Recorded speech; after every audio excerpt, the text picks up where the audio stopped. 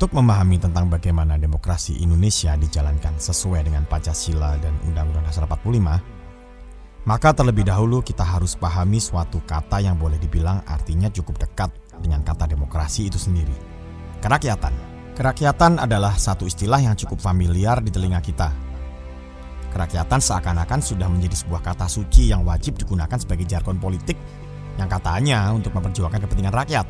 Beneran ta? Hehehe. Negara kerakyatan, ekonomi kerakyatan, politik kerakyatan. Tapi pernah gak sih mikir apa itu kerakyatan? Iya, kerakyatan, negara kerakyatan, ekonomi kerakyatan, politik kerakyatan. Apa sih maksudnya kerakyatan? Jangan-jangan kita ini sebenarnya gak benar-benar ngerti loh apa itu artinya kerakyatan.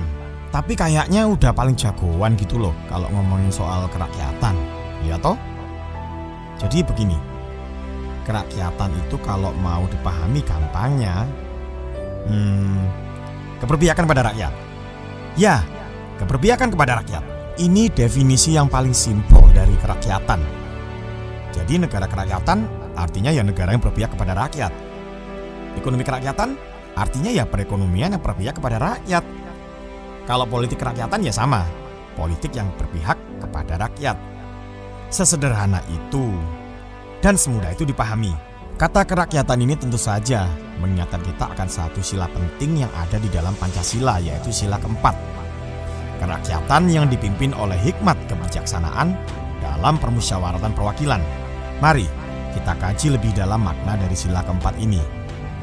Ya, kita tahulah bahwa ini sila yang paling sulit dipahami dibandingkan sila-sila lainnya. Jangankan dipahami, dihafalin aja kadang kita suka lupa kan? Iya loh, ternyata banyak sekali orang Indonesia yang gak mudeng babar belas apa itu maksudnya kerakyatan yang dipimpin oleh hikmat kebijaksanaan dalam permusyawaratan perwakilan. Sayangnya nih bro, sila 4 ini justru merupakan sila pembeda yang membedakan prinsip kebangsaan Indonesia dengan bangsa-bangsa lain. Soal-soal ketuhanan, kemanusiaan, persatuan, keadilan sosial, itu kayaknya sebagian besar bangsa-bangsa di dunia ini pasti setuju kok. Tapi percaya deh bahwa sila 4 inilah yang membedakan kita bangsa Indonesia dengan bangsa-bangsa lain. Sila keempat ini bisa dibagi menjadi pokok-pokok gagasan: kerakyatan, kepemimpinan oleh hikmat kebijaksanaan, permusyawaratan perwakilan. Oke, clear ya. Di awal sudah kita pahami bahwa makna kerakyatan secara sederhana adalah keberpihakan kepada rakyat. Sehingga NKRI didirikan bukan untuk kepentingan segelintir elit politik saja, atau untuk kelompok agama atau suku tertentu saja, atau untuk golongan-golongan tertentu saja. NKRI ada untuk merangkul semuanya. Gampangnya, NKRI adalah wadah atau rumah bagi seluruh rakyat Indonesia untuk mewujudkan kehidupan yang merdeka, bersatu, berdaulat, adil dan makmur.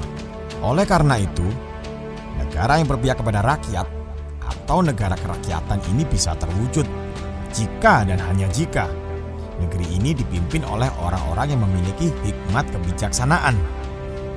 Mau pejabat eksekutifnya kek, legislatifnya kek, yudikatifnya kek, semua haruslah orang-orang yang berhikmat kebijaksanaan.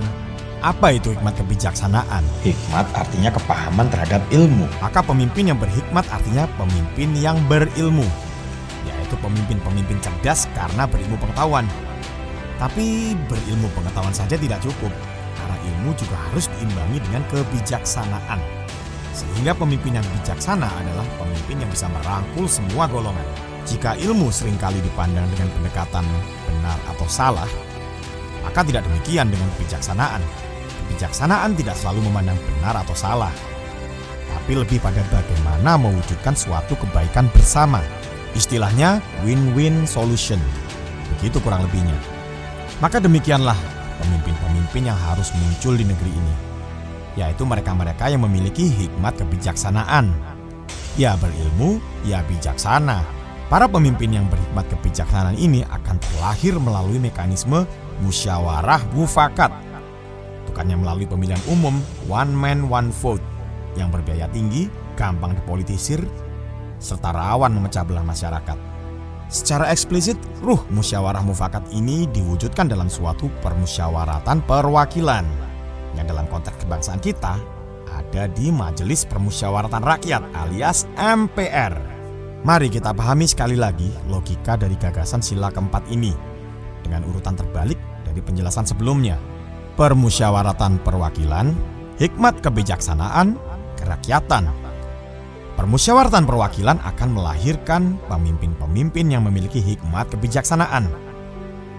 Dan pemimpin-pemimpin yang berhikmat kebijaksanaan inilah yang akan bisa mewujudkan suatu negara kerakyatan atau negara yang berpihak kepada rakyat. Maka demikianlah penjelasan tentang sila keempat. Mudah-mudahan sekarang Anda sudah bisa memahami maksud dari sila yang paling sulit dihafal dan dimengerti ini. Sila ini harus dipahami sebagai filosofi bagaimana memilih para pemimpin dan wakil rakyat. Untuk kita melangkah pada pembahasan berikutnya, yaitu membangun MPR di seluruh wilayah Indonesia. Sekali lagi kami ingatkan bahwa sila keempat ini adalah sila pembeda dengan konsep-konsep kebangsaan di negara lain. Ironisnya sejak 2002 justru sila keempat inilah yang paling dikubur dalam-dalam oleh para politisi yang menguasai parlemen Senayan. Sila keempat inilah yang paling tidak dipakai hari ini dalam kehidupan berdemokrasi di Indonesia. Sementara kita masih pede banget merasa sedang menjalankan demokrasi sesuai Pancasila. Padahal sesungguhnya ini pangkal dari segala kekacauan dan kegaduhan negeri ini akibat perselisihan politik. Pancasila apa nih? Kembali menjadi bangsa Indonesia adalah solusi bagi negeri ini. Hidupkan kembali sila keempat, maka kau akan melihat suatu peradaban yang tidak ada bandingannya di dunia lain.